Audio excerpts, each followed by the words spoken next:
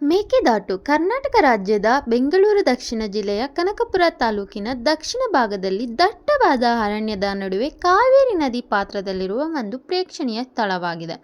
ಬೆಂಗಳೂರಿನಿಂದ 90 ಕಿಲೋಮೀಟರ್ ದೂರದಲ್ಲಿದೆ. ಮೇಕೆದಾಟು ಯೋಜನೆ ಎಂದರೆ ಬೆಂಗಳೂರು ಮತ್ತು ಸುತ್ತಮುತ್ತಲಿನ ಪ್ರದೇಶಗಳಿಗೆ ಕುಡಿಯುವ ನೀರು ಪೂರೈಸಲು ಕಾವೇರಿ ಮತ್ತು ಅರ್ಕಾವತಿ ನದಿಗಳ ಸಂಗಮದ ಬಳಿ ಸಮತೋಲನ ಜಲಾಶಯ ಅಥವಾ ಡ್ಯಾಮ್ ಅಂತ ಏನು ಕರಿತೀವಿ ಅದನ್ನ ನಿರ್ಮಿಸಲು ಮಹತ್ವಾಕಾಂಕ್ಷಿ ಯೋಜನೆ ಆಗಿದೆ. ಈ ಯೋಜನೆಯ ಅಡಿಯಲ್ಲಿ 4.75 TMC ನೀರು ಸಂಗ್ರಹಿಸಿ 400 ಮೆಗಾವ್ಯಾಟ್ ವಿದ್ಯುತ್ ಉತ್ಪಾದಿಸುವ ಗುರಿ ಹೊಂದಿದೆ.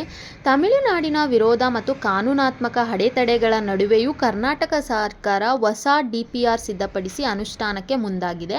ಈ ಯೋಜನೆಯನ್ನು ಅನುಷ್ಠಾನಗೊಳಿಸಲು ಪ್ರಮುಖವಾಗಿ ಉಪಮುಖ್ಯಮಂತ್ರಿಗಳಾದ DK ಶಿವಕುಮಾರ್ ಮತ್ತು ಅವರ ತಮ್ಮ ಆದ DK ಸುರೇಶ್ ಅವರು ಬಹಳ ಪ್ರಮುಖ ಪಾತ್ರವನ್ನು ವಹಿಸಿದ್ದಾರೆ. ಇದು ಕುಡಿಯುವ ನೀರಿನ ಸಮಸ್ಯೆ ನಿವಾರಣೆ ಮತ್ತು ವಿದ್ಯುತ್ ಉತ್ಪಾದನೆಗೆ ಸಹಕಾರಿ ಎಂದು ವಿಶ್ವಾಸ ವ್ಯಕ್ತಪಡಿಸಲಾಗಿದೆ.